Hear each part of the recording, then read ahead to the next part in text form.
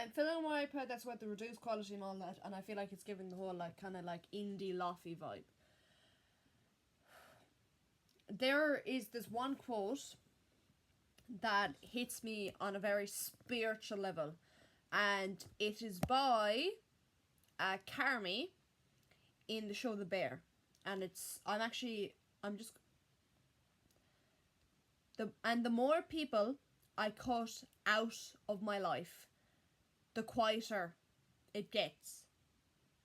Yeah, the more people I cut out, the quieter it gets, and I've never felt something on such a fucking spiritual level.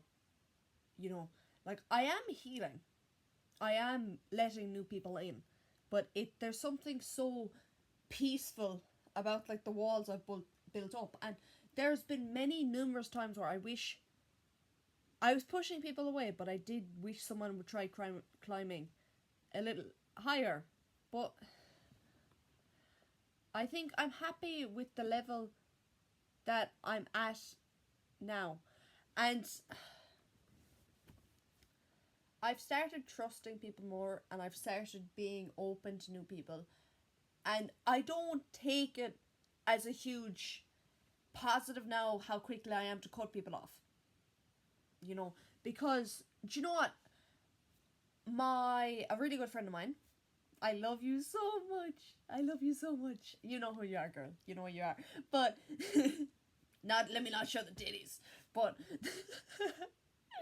I had a deep conversation with her, and she knows me and she knows my personal life, and she knows all the people I've cut off. So we had just like sat down at lunch or whatever, and we just had a conversation. And I was like, listen, my therapist said that she thinks I cut people off too quickly. And then what she said is, I honestly, Nisha, I think you do. And then I started explaining myself, and I started bringing out names. I was like, what about this person? What about this person? Do you think, you know? And then what she said is, do you know what? With everything, I think your judgment was right in the end. Do you know what? I think you were too quick to cut them off, but I don't disagree with any of your decisions. Maybe your problem is that you let people in too quickly. And I have this thing where I have an absolute back door to people if I consider them vulnerable. You know, because I know what it's like to be fucked up, and I know what it's like to be lonely, and those are two feelings that if I see someone have those feelings and then I try to fix them, because at the end of the day, how the only way I ever got any sense, not actual love, but any sense of love off my mother is when I was codependent and I was fixing all her problems. So I tried to fix people's problems, and I tried to always be there. But then I also I have this weird dynamic where for a lot of people, I've talked about their problems. I'll get really it'll seem like I'm getting really vulnerable with them, and they'll open up to me, and I'll give them life advice, and I'll always be there. But I never actually let them see me for who I am. You know, like, I think I've only ever opened up truly to my closest two people, and I'm just gonna call them my yin and my yang. You know, and my best friend, he's like my yin and my yang, my rock and my yin and yang, I suppose. That's what I'll say. My rock, he also is like a yin and yang, because it's like whenever he's going good in life, I'm always going bad in life, and whenever he's going bad in life, I'm going fucking good in life, you know. And at my 17th birthday, I had a really good night. You know, I was surrounded by people who cared about me at the time, and it was good. And he had a really bad night that night. You know, it's funny how life works, but. And do you know what? I can't say I'm getting more healed, and I think I am, but there's certain memories that if you ask me about them, I'm not saying anything. There's certain stuff I'm not going to trust anyone with.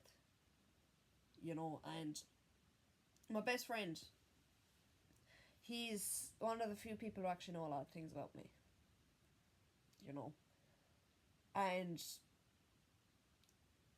what I've decided is, right now, I've made a decision. I'm gonna open up about something, and it had a huge impact on me, and I don't like admitting how big of an impact on me. And if you can even see, I'm having a nervous tick right now as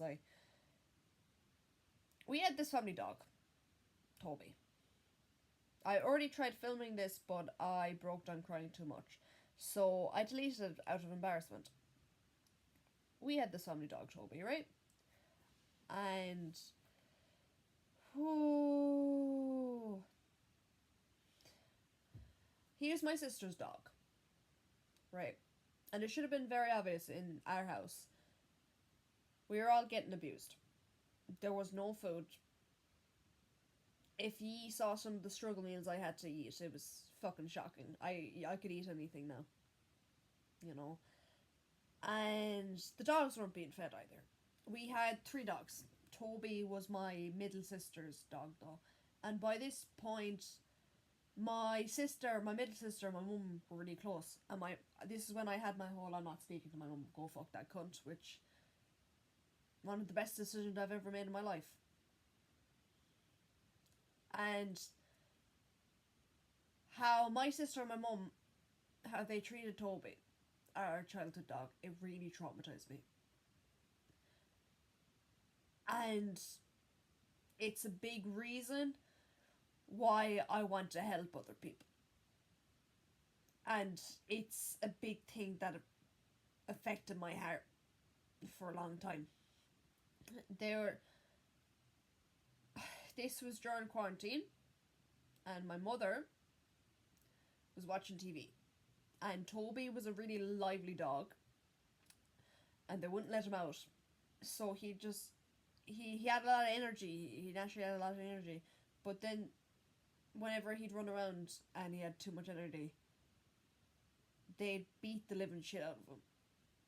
You know? And this one time, he just started running, and my mum just kicked him. And she ended up kicking him into the table.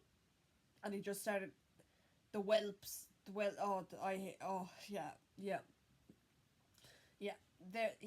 Toby was whelping, and then I started breaking down crying, right? And I had waited a couple of seconds, I'd rubbed him to make sure he's okay. And then I'd went to my room and I was just crying. And then, when my mum had finished watching TV, this was when we shared the room, and she had went to like go speak to me or whatever and go to bed, I was still crying. And then she's like, what's wrong? And I said, nothing. And then she said, oh, it's over the fucking dog, isn't it? Oh, is it okay? I fucking hate the dog, isn't it? And then she said, if you don't fucking start crying, I'll give you a reason to fucking crying. And then she kicked me out the bedroom, and I started crying in the bathroom. You know. And then, because, quote unquote, if you're crying in the bathroom, you're gonna wake up your sister, she'd kick me out the house. You know. And then, it was cold. It was cold that night. It was really fucking cold that night. And then, to be honest with you, I just messaged into a Discord server. And I was like, lads, I don't know what to do. This is my situation. Do I just sleep in this abandoned car in the field next to my house? And they said no. So I went back inside after my mum had slept. And this dog had a really big impact on me, Toby. I really love Toby, man. I really love Toby. Yeah. Well, I'm not editing this, so this one's going to be a very awkward fucking watch anyway, but another time, I was in my room at the point, and I heard just constant whelps for around a minute, maybe 2. and it was my sister beating the living shit out of Toby, you know, and my mother was actually the one who told her to stop. And for my mum to take humanity and anyone or anything, it must have been horrific. I don't even want to imagine what she was doing to poor Toby. And then my sister had kicked Toby out and she'd locked him out. So I had snuck out my bedroom window and I had just like kind of like squatted on the fucking concrete. And Toby was shivering and he was shaking. And it took him, and I tried putting my hand out to him to like pet him, but he just kept on flinching. You know, he just kept on flinching.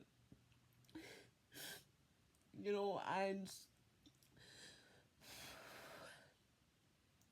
and then he started like trusting me a bit, and then he'd let me rub him, and then I'd like stuck into the kitchen to get him a treat. You know, and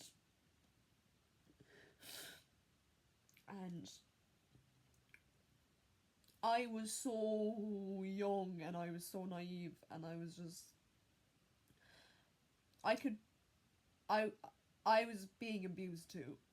You know, I didn't have the strength or power to like protect the poor dog, and I wish I did more.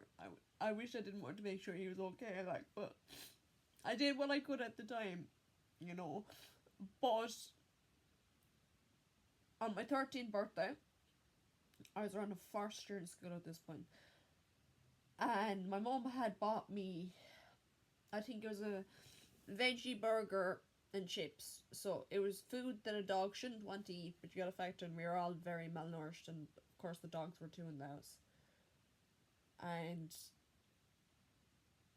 Toby had kept on jumping up on me for the food, and I was so hungry I didn't want to give the dog the food, and that's when he'd started attacking me, right?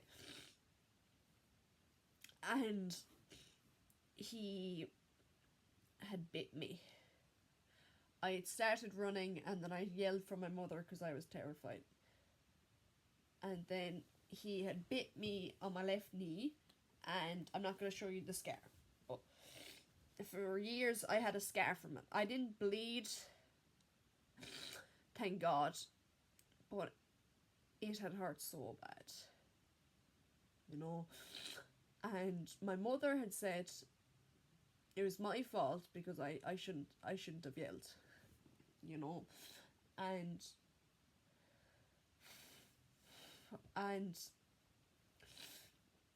that I wish I could say that was the last time Toby attacked me, but it wasn't.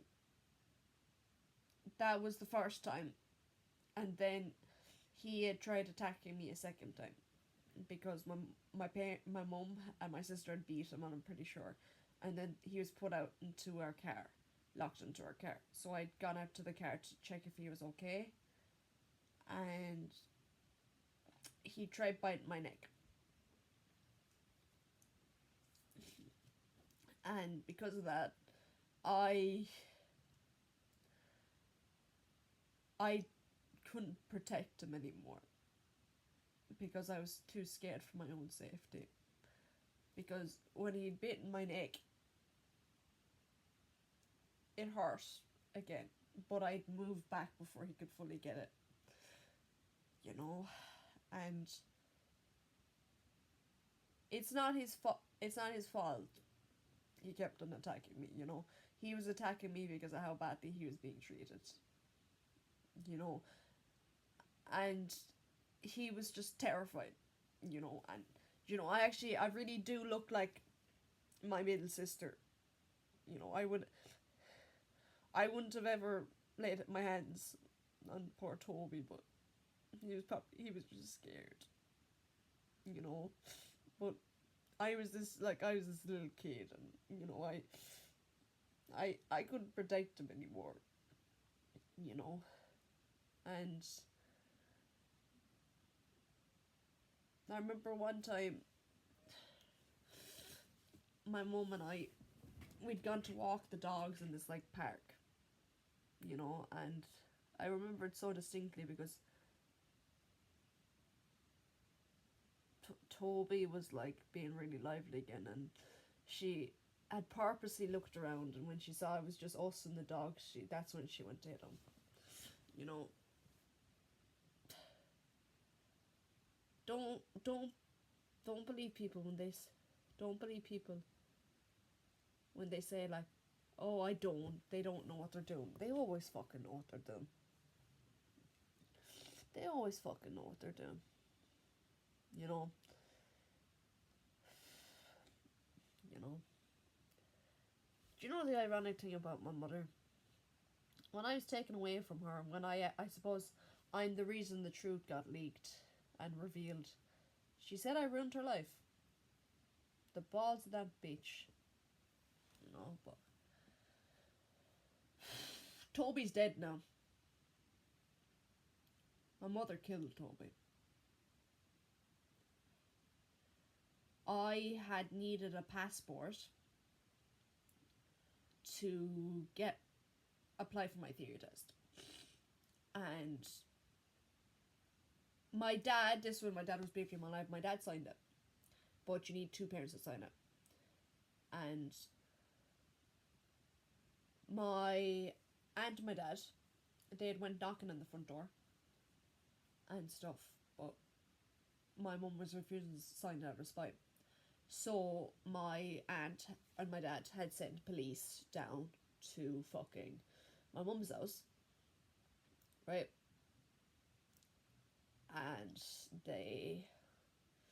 And then my mum, out of spite, she killed the dogs.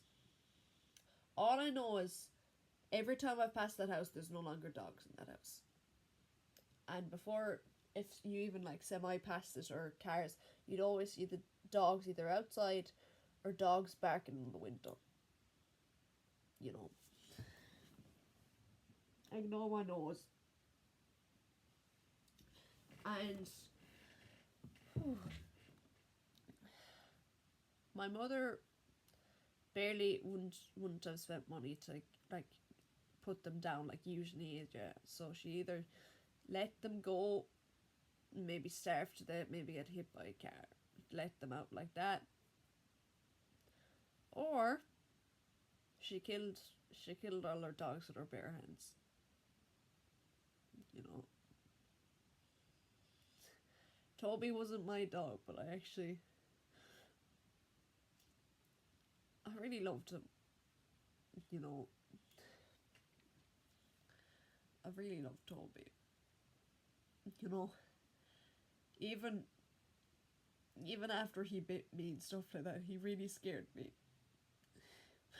You know, and I was over at my cousin's house, and she has this dog who, even though this dog's all black and is a similar breed, and he kept on like trying to bite my toes, which is kind of funny, but it actually started to really scare me because the dog looked similar enough to Toby, except Toby was black and white and he was half whatever breed this dog is and half sheepdog. But memories came back of Toby going through my neck and stuff. But I can't blame the poor dog either. And you know what? In a way, it's better off that they're dead. To be honest with you, with the treatment they're getting. Because it's sick. The stuff that can get away with happening to kids and dogs in this country is fucking sick. Around the world, it's fucking sickening. It's sick how people treat the homeless. It's... For the longest time, I hated vulnerability and I hated being quote-unquote weak. You know, because those are the people I saw being mistreated for the longest time. You know, and I actually passed my childhood house today, and now that I recall it, there's no dogs. And you know what? Maybe my story being revealed, and maybe my mum being revealed to the court system or whatever, maybe it did some good, because at least Toby won't be getting beat like that anymore. I know he might be dead. He is dead. I know he's dead. But I'm happy. Sure, it's better. He's better like that. You know, for the longest time I would have been better off dead, but I just about scraped my life together, to be honest.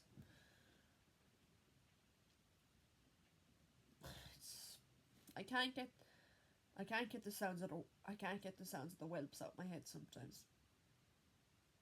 You know, it's the fucking pain of it. You know, it's sickening, man. It's sickening. Toby was actually a lovely dog too. Like, he was really lively. He was lovely. You know. And we had 2 other dogs. The one we had for the longest was Skittles. That was my mentally disabled sister's, my autistic sister's dog. And this was one of the few things that gave my sister any comfort. And I know damn well my mum got rid of that dog too. And the other dog was Cooper. And that dog was meant to be my dog. And that dog was like, he was hit on the odd occasion, but he was mostly in the room with me. You know, and I kind of made sure he was living off these like fucking rasher treats. So he probably wasn't the best fed, but Cooper was okay. You know. Oh, it's the fact he's... Oh. It's sickening. It's sickening. You know, the court system, the legal system doesn't give a fuck about no one. You know, my mother, they saw the house, they saw everything, and they said there wasn't enough evidence. They didn't even get the bitching and neglect charge. You can get away with abusing kids if they're your own, you know, and I wish... My best friend always says, I don't know how you played your cards right, but you're the best case scenario out of your childhood. And I couldn't agree more with him. You know. And sometimes I imagine myself in that room again. You know, and that's one of the few ways I ever get the mental fucking discipline I need. You know. There's something so peaceful about waking up at 4 a.m. in that house, you know. And just... I had like a religious morning routine that I would follow. You know. And, you know, some people tried clowning on me, like, compare me to a guy who, like, puts, like, fucking black stuff in his nose. Like, a black built guy, anyway. They tried, like, compare me, or, like, clowning me like that, but it's like... They just don't know what discipline, they don't know what motivation is, and they don't know what real pain is. You know. A lot of the problems with the people in my school is they haven't been punched in the fucking jaw, to be honest with you. You know, they come from these like, oh, you know, whenever they cry, they have a fucking shoulder to cry on. That's their problem. They had like mommy and daddy be like, oh my god, it's okay, I'm sorry, I bought you the wrong colour car. I'm so sorry. Oh my god, your social status is gonna get ruined. I'm so sorry. You know, they need more fucking struggle in life. That's why they're pricks. You know, and bitches. Hey, listen, we don't discriminate. Fuck the lot of you. You know, but yeah, honestly, some people just need fucking more pain in their lives. To be honest with you, a lot of the problems these people would have. Send them to my mum's for a fucking week. That all their problems will fucking leave them. You know. But hey, I don't know if I'll ever be mentally prepared to have a dog again. I know I'll treat the dog absolutely amazing, but I just don't know if I'm mentally prepared for that. I don't even have a fucking photo of Toby, but he's so in my memory, you know. And I don't like talking about Toby, because it really affected me how he was being treated, you know. If anything, me and Toby were getting kind of treated similar at the time, you know. And I don't remember being hit, but I always remember having bruises on my body, and I always remember having shit thrown at me.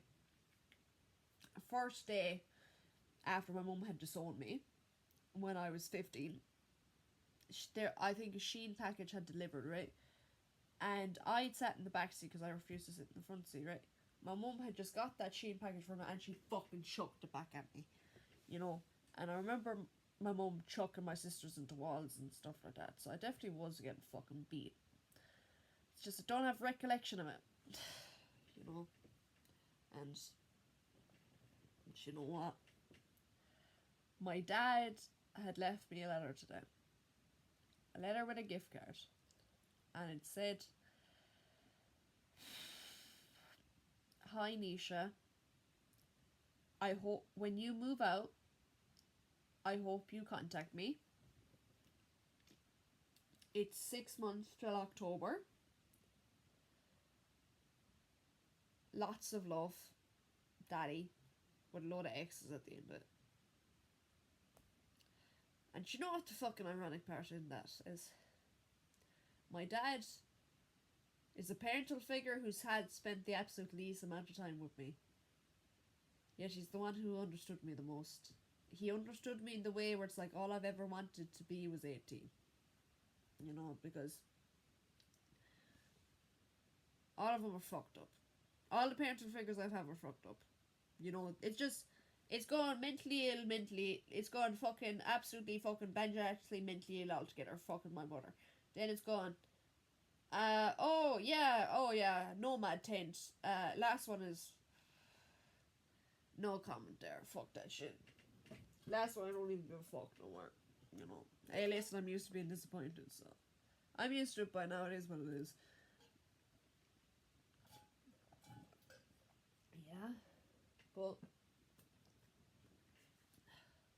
I don't think I'm anywhere similar to either of my parents. I'm not like them.